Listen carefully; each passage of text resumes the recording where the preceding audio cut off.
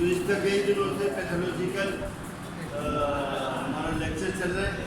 Pathology जो है वो मैंने बता दिया था आपको पैथोलॉजिकल लेक्चर में पिछले दिनों मैंने सीबीसी का एनीमिया पढ़ाया, सीबीसी से मुतालिक एनीमिया पढ़ाया। उस एनीमिया को फजीराई मिल रही है, ठीक है। फिर सीबीसी का मैं आपको ये साथ पढ़ाता हूँ आज, और एक दो लेक्चर होते रहेंगे और ये हमारा सीबीसी इंशाअल्लाह मुकम्मल हो जाएगा। सीबीसी या सीबी ये साथ जो है सीबी के साथ चलता है। सीबी ये साथ अक्सर लोग लिखते हैं सीबी ये साथ, सीबी ये साथ आज से 10 साल पहले तक ऐसा साथ था जिसे कहते हैं चोली और दामन का साथ। लोग कहते हैं चोली और दामन।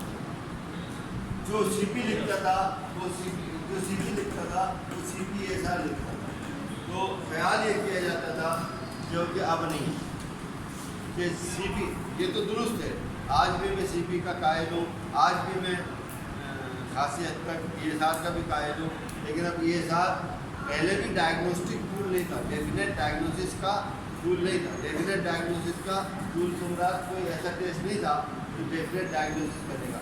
रास्ता बता सकता है कि हाँ भाई रास्ता ये पहुँचा नहीं सकता हूँ ना। ये सार के मायने क्या हैं? ये सार के मायने हैं ये तक मैंने बताया था एरिथ्रोसाइट,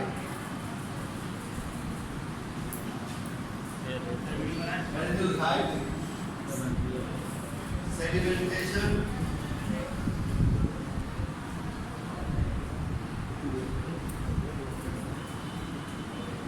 एरिथ्रोसाइट सेडिमेंटेशन रेट या रेशो। एरिथ्रोसाइट सेडिमेंटेशन रेशो ये साल के मायने हैं। एरिथ्रोसाइट्स क्या है आपको बताया था? आरबीसी। सेडिमेंटेशन क्या है? तह नशीनी, जमीन में यानी नीचे की तरफ ले जाना, तह में बैठ जाना, तह नशीन हो जाना, सेडिमेंटेशन से मुराद है। तो ये साथ ये क्यों होती है इस तरह के ये साथ की क्यों होती है? एक ट्यूब होती है ये साथ, उसमें ऐसे स्केल बने हुए होते हैं, ऐसे स्केल बने हुए होते हैं और वो एक से यहाँ से ले लें इस तरह उल्टा जो है आठ होते हैं वो 1 से 100 तक मिलीमीटर। ये जो स्केल है mm मिलीमीटर, ये ट्यूब होती है और इस पर ऐसे स्केल बनी है। तो ये सारा हम करते हैं इस ट्यूब में ब्लड को रखते हैं और रखने के बाद 1 घंटे तक, आसान लफ्ज़ में बता रहा हूँ, 1 घंटे तक इसे हिलाए बगैर छोड़ देते। 1 घंटे का अलार्म लगा देते हैं और अलार्म बजता है तो जाके देखते हैं कि जो यहाँ तक हमने बनी थी, यहाँ से यहाँ तक यानी कि 20 मिलीमीटर तक जो है वो प्लाज्मा या येलोइश फ्लूइड प्लाज्मा या सीरम में जो भी प्लाज्मा जो है वो नजर आ रहा है और इससे नीचे जो है ये सुर्खी नजर आ रही है। ये प्रोसीजर है ये था और ये सारे इस्तेमाल करा रहे हैं। ये सारे स्टेट होते हैं, ये सारे स्टेट को इसे लगा दिया जाता है, हिलाया नहीं जाता, मुझे दूर लगाया जाता है और वही अलार्म लगा दिया जाता है करीब 1 घंटे। ये इसकी रीडिंग ये है कि मेल में रीडिंग इस तरह होती है 0 से 13 मिलीमीटर पर आवर, ठीक है।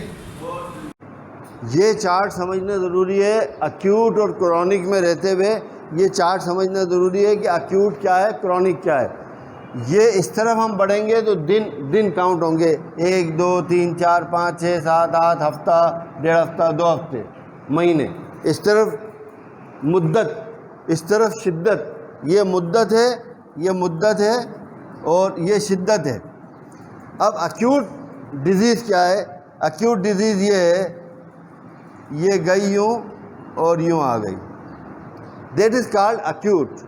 इसका ग्राफ ये हुआ कि चंद दिन में यूँ ऊपर देखते ही देखते शदीद हो गया और फिर सही हो गया। That is called acute. ये क्या कहलाएगी? अक्यूट।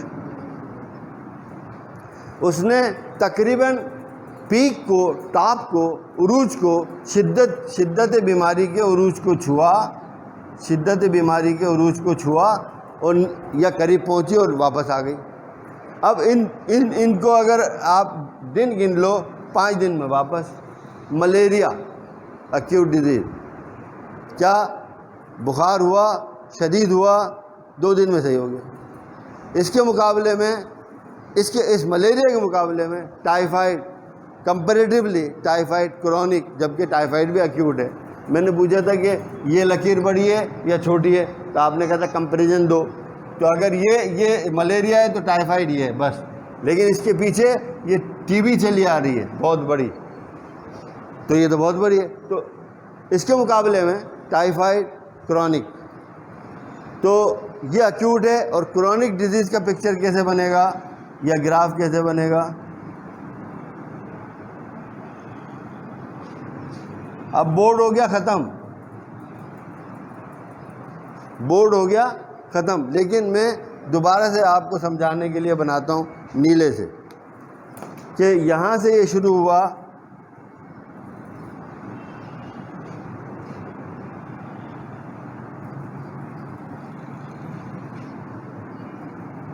अब ये कई दिन तक चलो आहिस्ता आहिस्ता, अब यहाँ पता ही नहीं चल रहा हमें।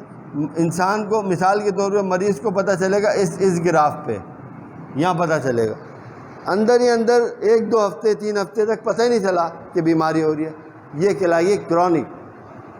कई दिन तक खामोशी से चलती रहे, जिस्म में जगह बना ले, और कई दिन तक चलते रहे, महीनों, कभी कभी साल, उसको कहते हैं क्रोनिक। मैंने 4 इसलिए कहा था, अब टाइम नहीं है, लेकिन मैं समझाता हूँ कि कुछ डिजीज़ एक्यूटली क्रॉनिक होती है, कुछ क्रॉनिकली एक्यूट होती हैं। एक्यूटली क्रॉनिक क्या है? यूँ गई ऊपर और यूँ चल दी, यानी पीक पर गई लेकिन वो लंबी चली गई, वो एक्यूटली क्रॉनिक होती है। लेकिन हम तो 2 ही टर्म्स की बात कर रहे हैं, क्रॉनिक और एक्यूट, ठीक है। जब क्रॉनिक और एक्यूट डिजीज़ की बात होगी तो ESR ट्यूब आपने देख ली, और ESR के अलावा भी बहुत सारे ब्लड टेस्ट होते हैं। CP जो होता है, CP ये मैं मिटा रहा हूँ, CP जो होता है वो complete picture of the blood होता है। और CP में हमें बहुत सारी चीज़ें ऐसी मिलती हैं जो हमें बताती हैं कि मरीज़ जो है वो किस किस्म की बीमारी में मुब्तला है। मिसाल के तौर पे क्या वो उसमें मुब्तला है, क्रॉनिक डिजीज़ में मुब्तला है या एक्यूट डिजीज़ में मुब्तला है। मिसाल के तौर पे जो है ये है ESR। ESR कब बढ़ेगा? नॉर्मल वैल्यू मैंने आपको बता दी। एक तो है बीमारियां, मॉर्बिडिटीज़,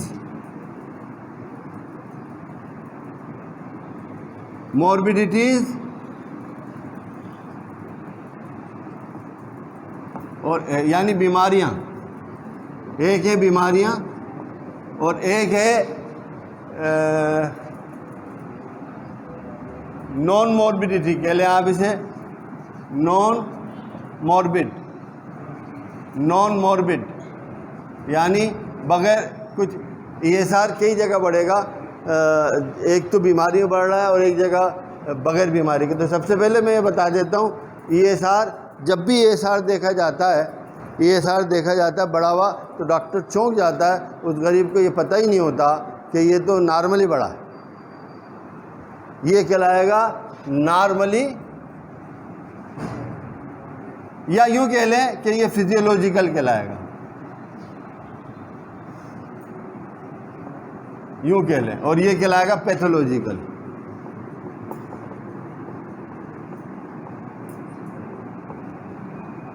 अच्छा, फिजियोलॉजिकल क्या है? अगर कोई औरत है, फीमेल है, फीमेल का वैसे ही बढ़ा हुआ होता है। कितना होता है? थोड़ा सा एलिवेट होता है बनिस्बत मेल के। अगर वही औरत प्रेग्नेंट हो जाती है, वही औरत प्रेग्नेंट हो जाती है तो बड़ा होता है, प्रेग्नेंट फीमेल।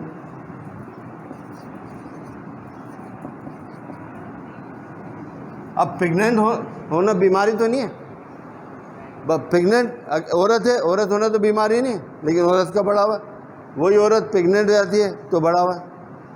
अगर वही औरत बूढ़ी हो जाती है तो और बड़ा हुआ। आखिरी में यानी 36-37 साल की उम्र में प्रेग्नेंट हो जाती है तो बहुत बड़ा हुआ। अब आप इसको बीमारी नहीं कह सकते। अच्छा, औरत जैसे जैसे उम्र बढ़ रही है कमज़ोर हो जाती है, ब्लड कम हो जाता है, आरबीसी कम हो जाता है, एच बी कम हो जाता है। एच बी गिर गया, एच बी गिरेगा तो ईएसआर बढ़ेगा, एच बी गिरेगा ईएसआर बढ़ेगा। जितना एच बी गिरा, अब सीबीसी की रिपोर्ट या सीपी की रिपोर्ट में एच बी आ रहा है 7 ग्राम और ईएसआर आ रहा है 35। खुदा की कसम, माजरत के साथ, मुझे नहीं खानी चाहिए थी, लोग इन्फेक्शन का इलाज कर रहे होते हैं 35 देख के। अब आदमी कहाँ जाए? 35 ईएसआर देख के लोग इन्फेक्शन का इलाज कर रहे होते हैं। कोई एंटीबायोटिक दे रहा है, कोई इन्फेक्शन ढूंढ रहा है, कोई क्या दे रहा है। ओ भाई, उसका खून तो पूरा कर दो। जब खून पूरा कर दोगे ईएसआर सही हो जाएगा। हैरत अंगेज बात। अच्छा, ईएसआर बढ़ना बीमारी है, मैं बताऊंगा आप, लेकिन नॉर्मल बूढ़े लोगों में ईएसआर बढ़ जाएगा। अच्छा, और बहुत सारी जगह पे ईएसआर बढ़ता है, लेकिन ये नॉर्मल ईएसआर कहलाएगा। क्या कहलाएगा? और भी बहुत सारी जगह है, लेकिन नॉर्मल ईएसआर कहलाएगा। ठीक है। अब आइए, ईएसआर बीमारियों में बढ़ता है, लेकिन कौन सी बीमारी में बढ़ेगा? अभी मैंने ग्राफ बनाया था क्रॉनिक डिजीज में ईएसआर बढ़ता है, क्रॉनिक डिजीज में, अक्यूट डिजीज में, क्रॉनिक डिजीज में। अक्यूट डिजीज में क्या बढ़ रहा है? वो टीएलसी बढ़ता है। अक्यूट डिजीज में न्यूट्रोफिल बढ़ता है, वो जब पढ़ाऊंगा तो बताऊंगा। क्रॉनिक डिजीज में ईएसआर बढ़ता है। कौन सी क्रॉनिक डिजीज़ है और कौन कौन सी क्रॉनिक डिजीज़ है जिसमें ईएसआर बढ़ता है? छोड़ दो। मसलन याद रखिएगा, किसी भी किस्म की। अच्छा, अब ईएसआर बढ़ता क्यों है? पहले तो हम ये बताएं, ईएसआर बढ़ता क्यों है। देखो, ईएसआर क्या है? सुर्ख सेल का तयनशीन होना, सुर्ख सेल का तयनशीन होना, आरबीसी का सेडिमेंटेशन। आरबीसी के ऊपर, आरबीसी का मैंने आपको बताया था कि इस तरह का शेप होता है, बताया था ना, बाइकॉन्केव होता है। आरबीसी के ऊपर एक चार्ज होता है, चार्ज, इलेक्ट्रिक चार्ज होता है, वो निगेटिव होता है, निगेटिव इलेक्ट्रिक चार्ज होता है। आपने देखा होगा कि साइंस में तजर्बा किया होगा कि सेम पोल जो होते हैं, सेम चार्ज जो होते हैं, एक दूसरे को रिपेल करते हैं, धकेलते हैं। मैग्नेट के दो माइनस माइनस मिलाओगे धकेलेंगे। इसके ऊपर क्या होता है? एक चार्ज होता है।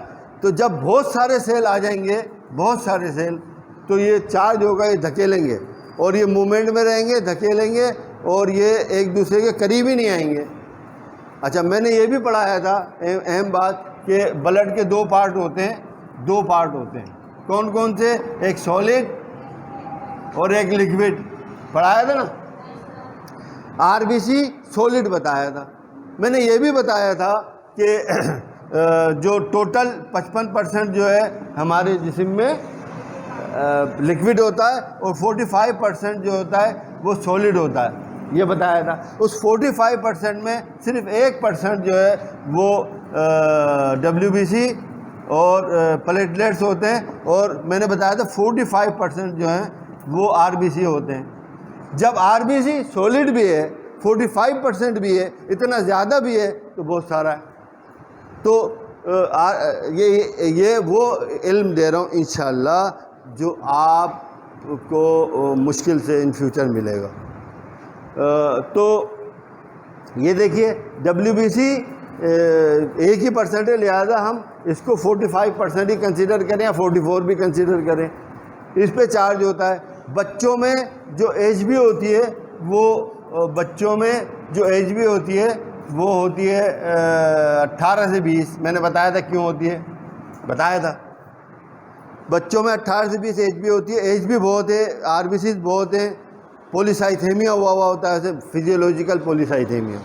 पॉलीसाइथेमिया तो बीमारी है, यानी आरबीसीज का बढ़ जाना, पॉलीसाइथेमिया 5.5 से बढ़ जाना पॉलीसाइथेमिया। लेकिन वो इतने ज़्यादा होते हैं तो एक दूसरे को धकेलते हैं और वो करीब ही नहीं आने देते, चार्ज ज़्यादा होता है। अब ख़वातीन में किसी ने सोचा कि हमने वहाँ जो रेंज बताई है मर्दों में रेंज बताई है वो 0 से या 2 से 10 या 13, और औरतों में बता दिया हमने 0 से 15 या 20। क्यों बता दी कि मैंने ये भी बताया था HB पढ़ाते हुए, RBC CB पढ़ाते हुए कि पाकिस्तान में व इंटरनेशनली औरतों में HB कम होता है, वजूहत बहुत सारी बताई थी। तो जब HB कम है तो HB कम है, लिहाजा ESR जो है वो इसलिए बढ़ेगा कि इस पे, ये मैं आपको बताता हूँ कि ये सॉलिड पार्ट है। जब हम किसी भी सॉलिड, सत्तू पिया है, सत्तू है, सत्तू को ऐसे हिला के हम पी रहे होते हैं, थोड़ी देर के लिए रख दें, पानी ऊपर सत्तू नीचे। सत्तू तो जो जाहिर है कि वो तो बहुत ही बारीक पार्टिकल पे होता है, और वो बहुत ही लाइट पार्टिकल होते हैं, वो तो भूसा होता है ना, भूसे जैसे, वो भी बैठ जाता है ज़मीन पे, तो ब्लड भी बैठ जाएगा। नॉर्मली इतना ही बैठेगा जितना नॉर्मल रेंज है। लेकिन जब 2, 3, 4 जो आरबीसी एक साथ हो जाएंगे, कलम बन जाएगा, क्लम्पिंग हो जाएगी, एक दूसरे में जुड़ जाएंगे तो और भारी हो जाएंगे। एक दूसरे में जुड़ेंगे तो भारी हो जाएंगे। पहले जुड़ेंगे कैसे, बाद में बता रहा हूँ। भारी हो जाएंगे, अच्छा, जब भारी हो जाएंगे तो नीचे बैठ जाएंगे। ये है ये साथ। होता क्या है, होता ये है कि जब हमारे जिस्म में इन्फेक्शन पैदा होता है, कोई भी किस्म का, किसी भी किस्म की इन्फ्लेमेशन या इन्फेक्शन पैदा होता है, तो हमारा जिस्म जो है एक कागुलेशन फैक्टर है, कागुलेशन फैक्टर 1, क्लॉटिंग